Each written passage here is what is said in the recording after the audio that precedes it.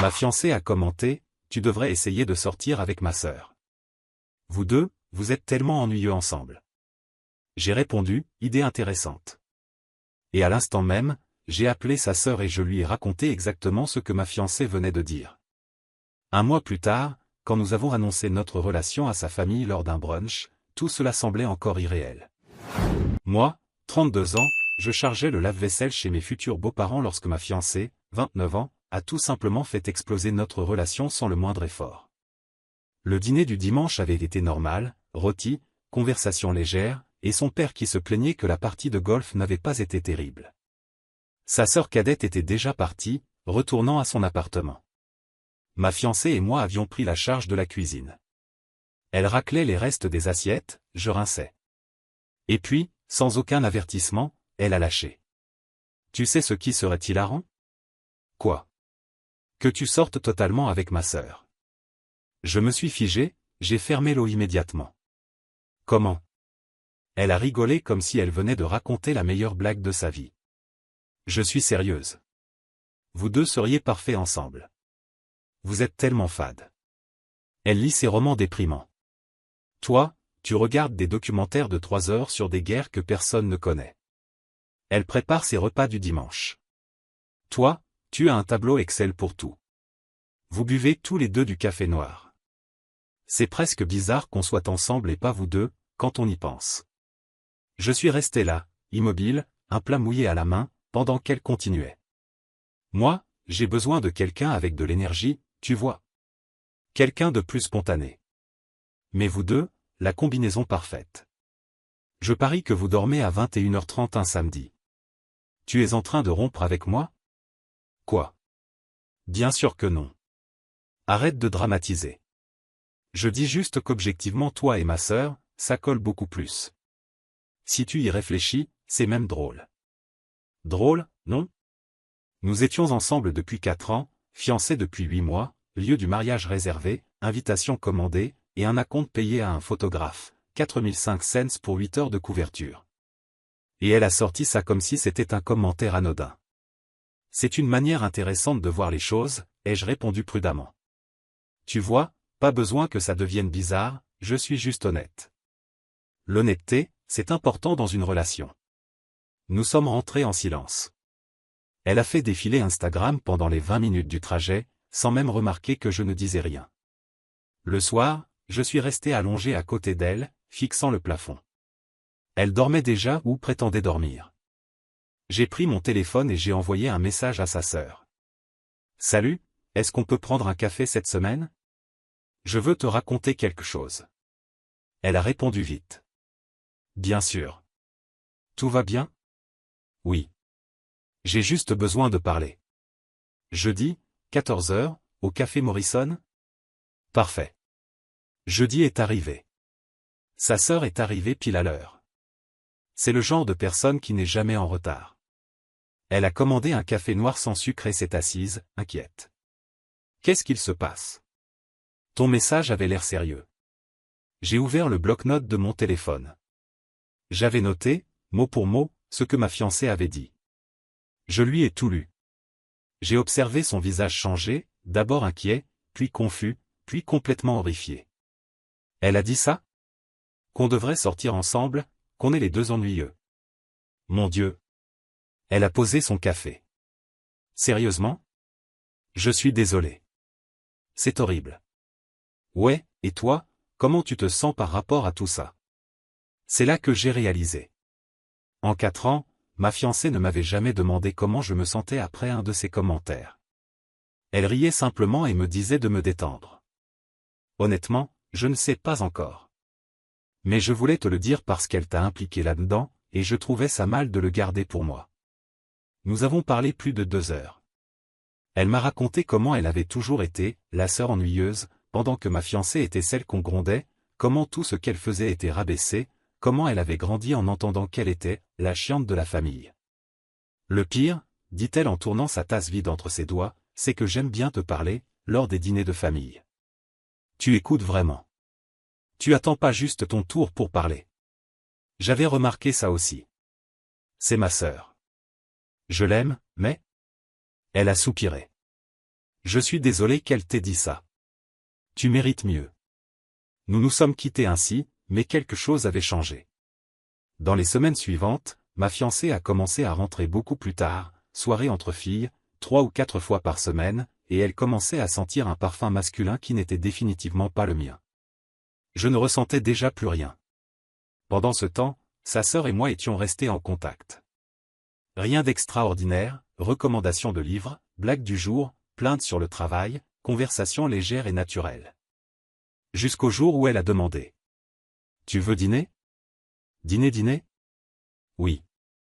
Passes en famille où mon père monopolise toute la table. » J'ai accepté. Nous sommes allés dans un petit restaurant italien, chaleureux.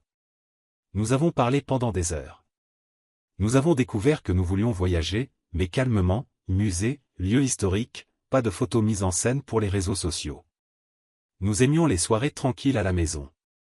Et nous trouvions tous deux l'industrie du mariage complètement folle. À la fin, en partageant le dessert, elle a demandé. « Je peux te poser une question ? » « Bien sûr. » « Tu vas vraiment aller jusqu'au bout de ce mariage ? » J'ai posé ma fourchette, j'ai respiré profondément. À chaque fois que j'imagine être à cet hôtel, je ne ressens rien. Ce n'est pas normal, n'est-ce pas ? Non, ce n'est vraiment pas normal. Elle n'a pas pris ma main, elle n'a pas fait de scène dramatique. Elle m'a seulement regardé avec une compréhension que ma fiancée n'avait jamais montrée. Peu importe ce que tu décides, je suis là, comme ami, sans attente. Ce soir-là, je suis rentré à la maison et ma fiancée était déjà au lit. Je suis resté debout dans l'encadrement de la porte, sentant un vide énorme. J'ai continué à voir sa sœur après ça.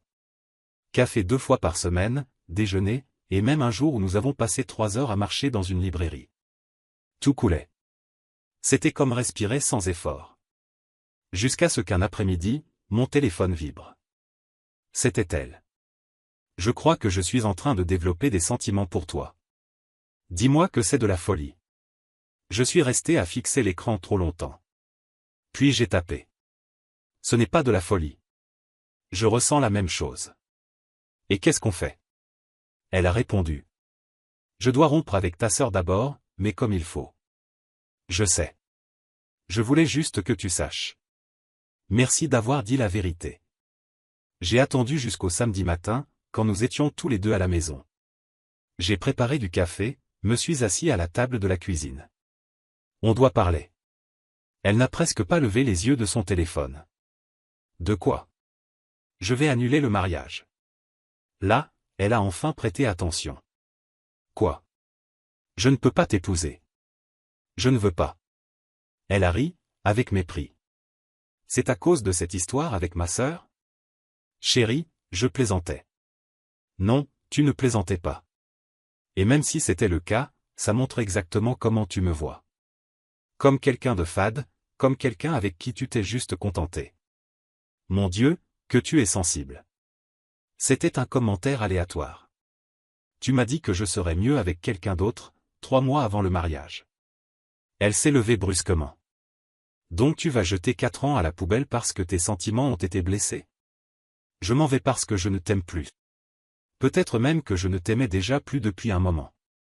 Son expression a changé. Elle est devenue calculatrice. Tu vois quelqu'un ? Je ne te trompe pas, mais oui, il y a quelqu'un d'autre. Ses yeux se sont plissés. Mon Dieu, c'est ma sœur. Tu te fous de moi ? Ta sœur m'a raconté comment tu la traites depuis des années, comment tu la fais se sentir petite. Et honnêtement, après avoir observé comment tu traites les gens, j'en ai eu assez. Tu es une horrible personne. Elle a lancé sa tasse de café. La tasse a explosé contre le mur derrière ma tête. Tu vas aller la trouver, hein ? Je romps parce que nous ne fonctionnons pas. Ce qui arrivera après ne te regarde plus. La blague. Je vais te détruire. Je vais dire à tout le monde que tu as trompé. Dis ce que tu veux. Je pars aujourd'hui. J'avais déjà emballé la plupart de mes affaires la veille pendant qu'elle était sortie. Ça m'a pris 20 minutes pour tout mettre dans la voiture. Elle n'a pas cessé de hurler tout le long. Je suis sûr que les voisins ont entendu chaque mot. J'ai envoyé un message à sa sœur quand je suis monté dans la voiture. C'est fini. Ça va ? Pas vraiment. Je peux te voir ? Viens. Mise à jour 1. Je me suis installé dans une chambre louée au mois, le temps de remettre ma vie en ordre. J'ai continué à voir sa sœur, mais discrètement. Rien de physique. Nous savions tous les deux ce que cela pourrait donner aux yeux des autres. Mon ex a immédiatement perdu le contrôle. Première étape, appeler mes parents. Elle leur a dit que je l'avais abandonnée pour être avec sa sœur, que j'avais une liaison, qu'elle était détruite. Ma mère m'a appelé en pleurant. Comment tu peux faire ça à cette pauvre fille? Maman, elle m'a littéralement dit de sortir avec sa sœur parce que nous étions trop ennuyeux ensemble, et elle me trompait déjà. Elle dit que tu as inventé ça, que tu essaies juste de te justifier. Sa sœur confirme tout.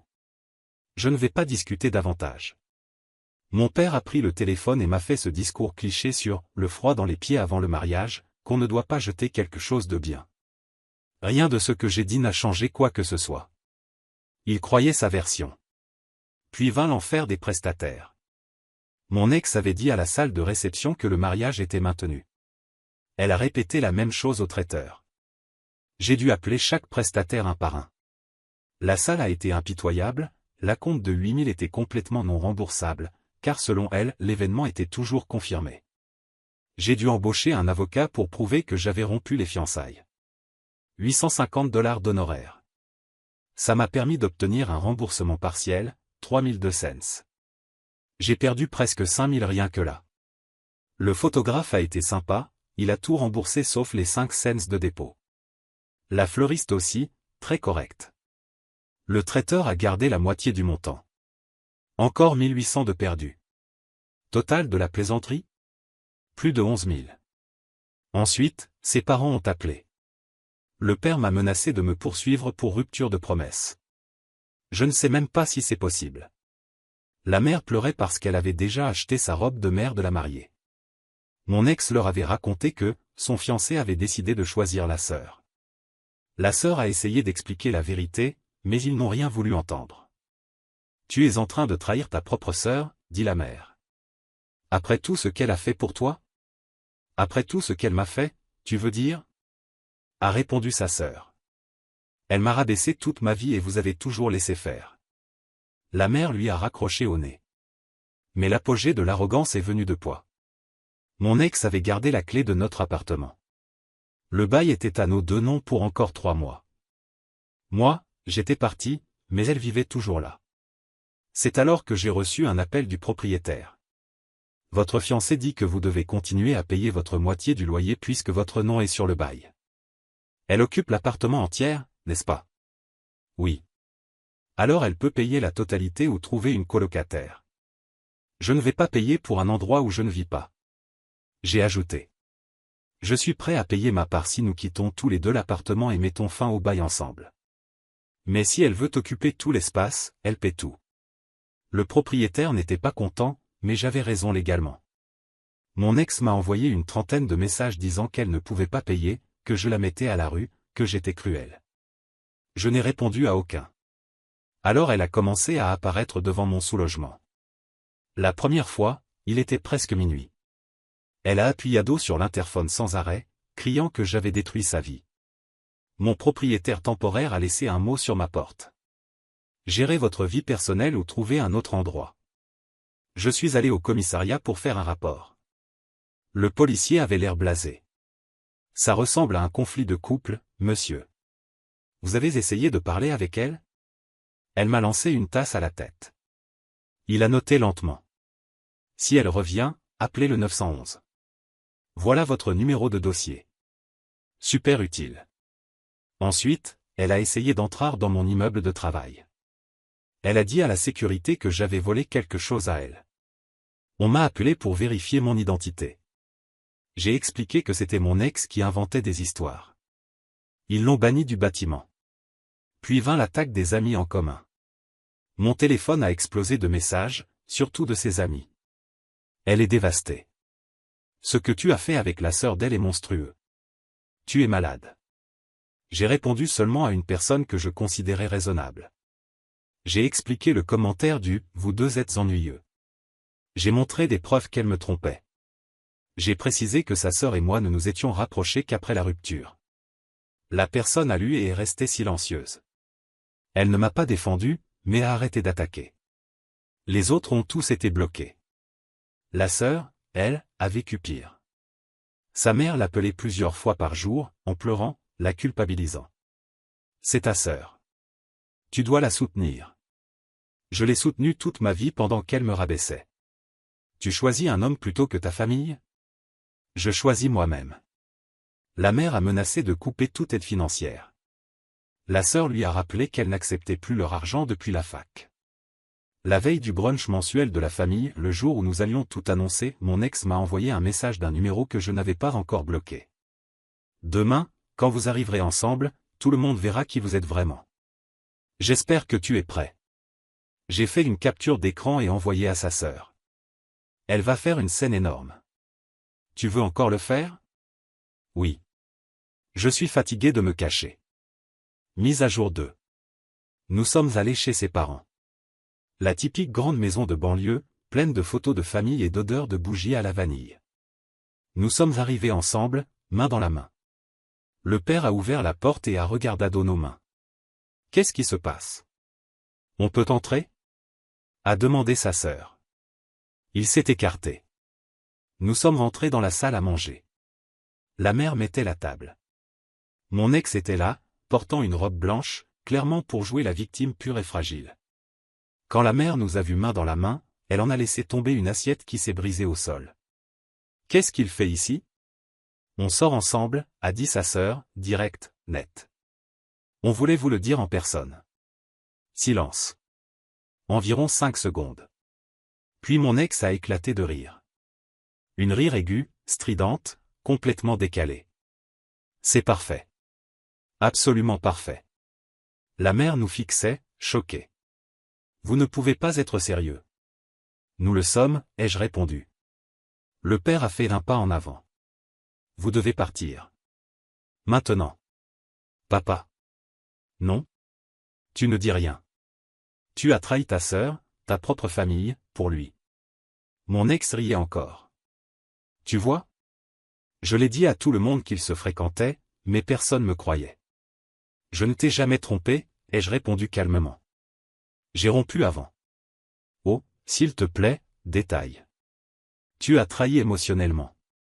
Tu l'avais planifié. Tu m'as dit de sortir avec ta sœur. Tu as dit mot pour mot que nous étions deux ennuyeux et que nous allions mieux ensemble. Les yeux de la mère se sont écarquillés. Tu as dit ça? C'était une blague. A hurlé mon ex. J'étais là, a dit la sœur. Je l'ai entendu. Tu as dit qu'on était ennuyeux et qu'on devait être ensemble. De quel côté tu es? A crié mon ex. Du côté de la vérité. Mon ex s'est tourné vers ses parents, maintenant en larmes. Ils se liguent contre moi. Ils essaient de me faire passer pour folle. Il a dû la convaincre de faire sa part vengeance. Vengeance pourquoi?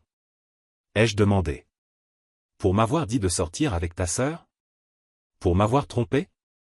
Pour m'avoir lancé une tasse à la tête quand j'ai rompu? Le visage du père a changé. Tu lui as lancé quelque chose? Ça s'est éclaté contre le mur. Tu veux voir la photo? Mon ex s'est précipité. Parce qu'il était cruel. Il me provoquait. Je t'ai dit que nos fiançailles étaient terminées. Ce n'est pas une provocation. La mère s'est laissée tomber sur une chaise. C'est insensé. Tu sais ce qui est vraiment insensé? A dit sa sœur, et on pouvait sentir des années de douleur dans sa voix.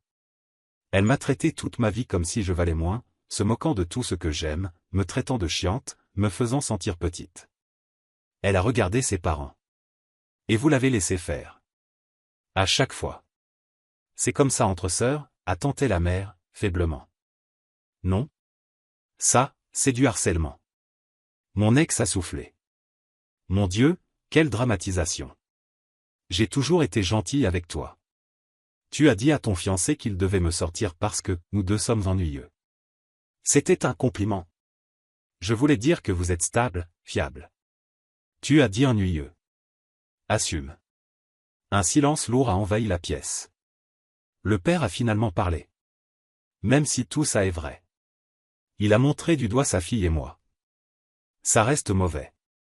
On ne sort pas avec l'ex de sa sœur. Pourquoi? A demandé sa sœur. Parce qu'il y a des règles? Des règles qui la protègent elle, peu importe à quel point elle a tort. Mon ex a alors joué sa dernière carte. Elle s'est tournée vers moi, les yeux pleins de larmes parfaitement calculées. On peut réparer ça. Toi et moi. S'il te plaît. Parlons dehors. Non? On est restés ensemble 4 ans. Ça doit bien valoir quelque chose. Ça valait quelque chose, dans le passé. Elle s'est tournée vers sa sœur. Comment tu peux me faire ça? Je suis ta sœur. Et tu m'as traité comme un fardeau toute ma vie. C'est faux. Tu as copié ma dissertation de candidature à l'université mot pour mot.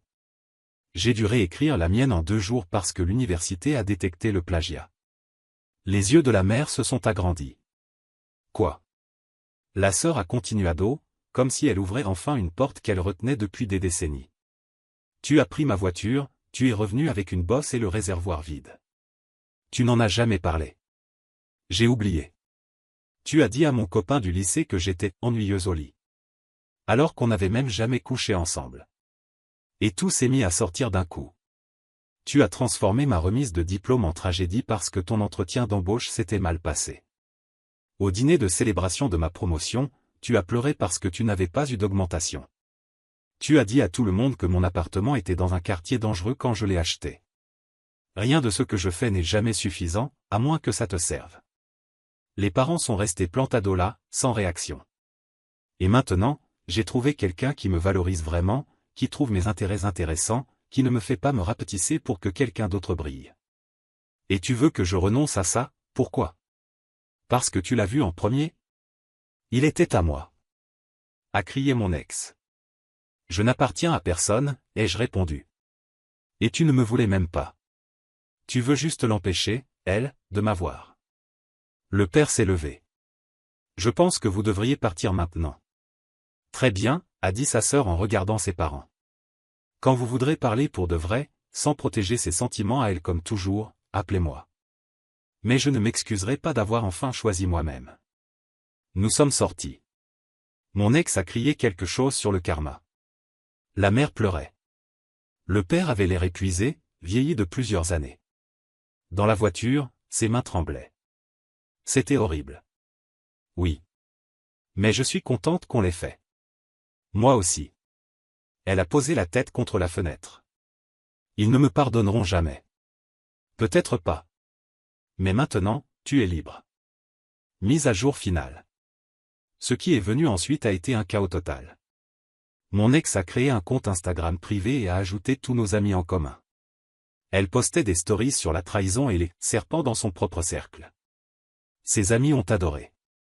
Elle a essayé de convaincre son père d'appeler mon patron pour se plaindre de moi. Il a refusé. Premier signe de fissure dans le soutien qu'elle avait. Sa mère a commencé à appeler sa sœur 10 à 15 fois par jour, la suppliant de penser à la famille. Après 2 semaines de ça, sa sœur a bloqué le numéro. La salle de réception du mariage est revenue vers nous, menaçant de porter plainte. Mon ex leur avait dit que le mariage aurait lieu, mais avec un autre marié.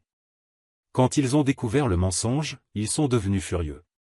Nous avons dû engager un autre avocat. $2300 de plus. Nous avons conclu un accord. En comptant tout, frais, avocat, à compte perdu. Ma facture finale est montée à environ 16 800. Et ça valait chaque centime. Mon ex a lancé une campagne de ragot auprès de nos amis. Il m'a échangé pour une sœur plus jolie. Ils étaient ensemble avant la rupture. C'est un traître et elle détruit des familles. J'ai perdu environ 20 amis. Ceux qui comptaient vraiment sont venus entendre ma version, ont vu les preuves, et sont restés. Les parents ont complètement coupé la sœur. Ils ont arrêté de l'inviter à quoi que ce soit. La mère lui a envoyé un message. Termine cette relation irrespectueuse. Tu n'es plus la bienvenue dans cette maison. La sœur a simplement répondu. D'accord. Ça les a choqués. Ils pensaient qu'elle céderait. Pas cette fois. Quelques semaines plus tard, le père a appelé. Ta mère est dévastée. J'imagine, répondit-elle froidement. Ce n'est pas toi. Tu as toujours été la raisonnable, la mature. C'est justement ça, papa. J'ai toujours été la raisonnable. Celle qui cède. Celle qui met tout le monde à l'aise. J'en ai assez. Elle est ta sœur et elle a été cruelle avec moi pendant plus de 20 ans. Vous l'avez vu. Vous avez toujours su. Vous avez juste choisi de ne rien faire, parce que gérer ces crises était plus facile que demander des comptes. Un long silence a suivi. Peut-être, murmura le père. Peut-être qu'on n'a pas été juste envers toi. Un petit progrès, mais un progrès tout de même. Pendant ce temps, la vie de mon ex s'est mise à s'effondrer toute seule. Le type avec qui elle me trompait pendant les fiançailles a disparu quand il a compris le bazar qu'elle avait créé. Il ne voulait pas d'ennui. Simple. Elle a commencé à poster des phrases passivo-agressives sur Instagram, et quelqu'un du travail a signalé ça à la direction, disant que ça créait une atmosphère hostile. Elle a reçu un avertissement écrit. Elle ne pouvait pas payer l'appartement seule. Elle a dû retourner vivre chez ses parents et ils n'étaient pas heureux. Vivre avec eux signifiait entendre chaque jour. Comment as-tu laissé un homme aussi bien t'échapper? D'après des gens proches, c'étaient les mots de son propre père. Elle se plaignait constamment. La relation avec ses parents a rapidement tourné au vinaigre. Ils ont commencé à remarquer des schémas qu'ils avaient toujours ignorés. Comment elle accusait tout le monde sauf elle-même. Comment elle exagérait pour passer pour la victime. Comment elle s'attendait à ce que tout le monde prenne soin de ses sentiments alors qu'elle ignorait ceux des autres. Ce n'était pas immédiat, mais peu à peu, ils ont cessé de lui offrir un soutien inconditionnel. Moi et sa sœur, nous avons emménagé ensemble. Nous avons trouvé un endroit calme, avec un balcon agréable et assez de place pour toutes nos étagères. Sans drame, sans jeu, juste deux personnes ennuyeuses construisant quelque chose. Les parents nous ont invités à un dîner de fin d'année récemment. Elle a dit qu'elle allait y penser. Mon ex, elle, n'ira pas. Apparemment, elle a prévu un voyage de guérison émotionnelle avec ses amis. Je ne vais pas prétendre que tout est parfait. Les insécurités existent encore. Parfois, je me demande si je suis vraiment intéressant, si elle ne va pas se réveiller un jour et conclure que sa sœur avait raison, que je suis ennuyeux. Mais alors, elle lève les yeux de son livre, me sourit avec ce calme, et je me rappelle que l'opinion d'une autre personne ne définit pas qui je suis. Mon ex a envoyé un dernier message, d'un nouveau numéro. J'espère que tu es heureux avec ma version qui a mal tourné. Je l'ai bloqué. Je n'ai rien répondu, parce que la vérité est simple. Je suis heureux. D'une manière vraie, paisible, sans bruit. Et honnêtement, c'est la meilleure fin possible. Commentaire Monsieur Reddit. Ah oui, bien sûr, totalement normal. Tu passes 4 ans avec quelqu'un, la personne te dit de sortir avec sa propre sœur, te trompe, te lance une tasse à la tête, tente de détruire ta réputation, invente des mensonges, crée des comptes secrets, essaie d'impliquer avocat, famille, patron et peut-être même le pape si elle pouvait, et à la fin elle t'écrit « J'espère que tu es heureux avec ma version ratée ». C'est presque poétique. Presque. Parce que ce qui est vraiment poétique, c'est de retrouver enfin la paix avec quelqu'un qui connaît le sens du mot maturité, quelque chose que, soyons honnêtes, très peu de gens dans ce cirque semblaient maîtriser.